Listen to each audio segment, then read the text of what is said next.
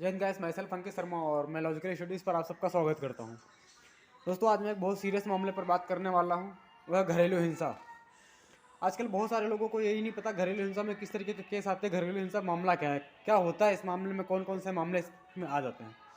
किसी को डराना धमकाना भी घरेलू हिंसा में आता है क्या? घरेलू हिंसा में जिसको सजा, क्या किसी को सजा हो सकती है क्या? कितना जुर्माना हो सकता है? और क्या गुजारा भत्ता भी घरेलू हिंसा में शामिल है? ये सारी बातें आप सबको हमारे इस वीडियो में जानने को मिलेंगी। आप सब जुड़े रहें लॉजिकल स्टडीज़ से। और हाँ, अगर आपने अभी तक लॉजिकल स्टडीज़ को सब्सक्राइब नहीं किया है तो बिल्कुल सब्सक्राइब कर दें, वीडियो को लाइक कर दें और देखने से पहले हो सके तो शेयर भी कर दें। घरेलू हिंसा में जो हमारा पहला क्वेश्चन है वो यही है कि घरेलू हिंसा का मतलब क्या है। फिर डरना धमकाना भी क्या घरेलू हिंसा में है, या इस अधिनियम से पीड़ित को क्या मदद मिलती है। फिर अगला मुआवजा और गुजारा भत्ता क्या है, घरेलू हिंसा के लिए कितने साल की जेल हो सकती है।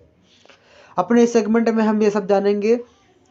तो हम सबसे पहला जो क्वेश्चन है, घरेलू हिंसा का मतलब क्या है। घरेलू हिंसा का मतलब है कि किसी निजी रिश्तों में कोई भी ऐसा काम जो किसी महिला और बच्चे 18 साल से कम उम्र का लड़का या लड़की के स्वास्थ्य, उसकी सुरक्षा, उसके जीवन के संकट, आर्थिक नुकसान और कोई भी नुकसान जो असहनीय हो, जिसके लिए उस महिला या बच्चे को दुख अपमान सहना पड़े, तो इन सभी को घरेलू हिंसा के दायरे में रखा जाएगा।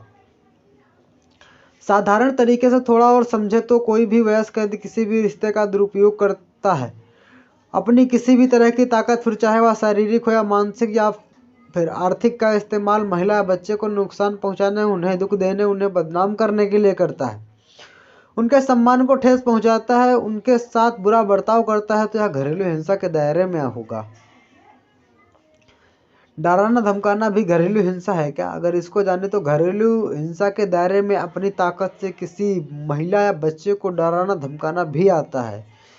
घरेलू हिंसा शारीरिक हमला, मनोवैज्ञानिक शोषण, सामाजिक शोषण, वित्तीय शोषण या यौन शोषण या यौन हमले का रूप ले सकती है। अधिनियम 3 में घरेलू हिंसा की यही परिभाषा दी गई है।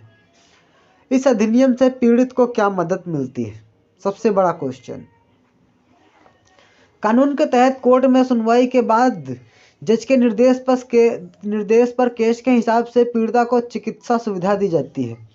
जरूरत पड़ने पर काउंसलिंग की व्यवस्था की जाती है। यदि पीड़ित के पास रहने के लिए घर नहीं है तो उसके लिए उसे शेल्टर होम की व्यवस्था की जाती है। यदि उसे अपने अधिकारों के लिए किसी कानूनी सहायता की जरूरत है तो इस कानून के तहत वो भी उपलब्ध करवाई जाती है।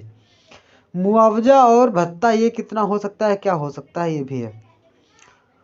इसके अलावा पीड़ित को दोषी द्वारा कानूनी तौर पर मुआवजा देने के निर्देश भी दिए जाते हैं। यह मुआवजा पीड़ित को हुए नुकसान की भरपाई है।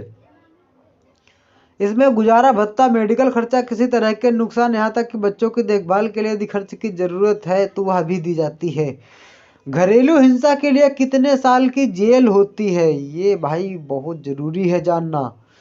घरेलू हिंसा अधिनियम के तहत दर्ज मामला सिविल ऑफेंस में आता है, ना कि क्रिमिनल ऑफेंस में।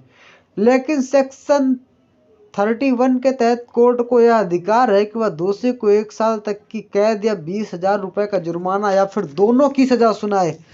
दोस्तों, इस चीज़ को समझना बहुत ज़रूरी है क्योंकि आजकल भारत में बहुत ज़्यादा बढ़ रहा है और आपको इस सब चीज़ों की जानकारी होनी चाहिए। अगर आपको इन सब चीज़ों की जानकारी नहीं है तो इन सब चीज़ों की जानकारी आपको रखनी चाहिए। इन सब चीज़ों की जानकारी के लिए आप हमारे YouTube चैनल लॉजिकल स्टडीज़ को सब्सक्राइब कर लें। और अगर आप भी फ्री इंग्लिश स्पीकिंग के क्लासेस को ज्वाइन करना चाह रहे हैं तो आप हमारी लाइव क्लासेस को भी ज्वाइन कर सकते हैं।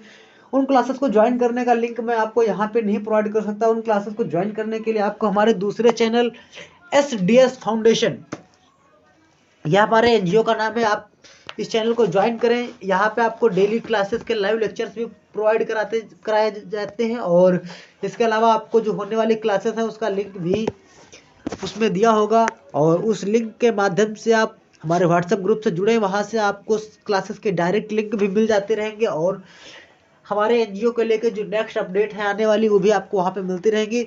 चलिए विदा लेता हूँ, अगली वीडियो में मिलता हूँ, तब तक के लिए बाय बाय। जय हिंद, जय भारत, भारत माता की जय।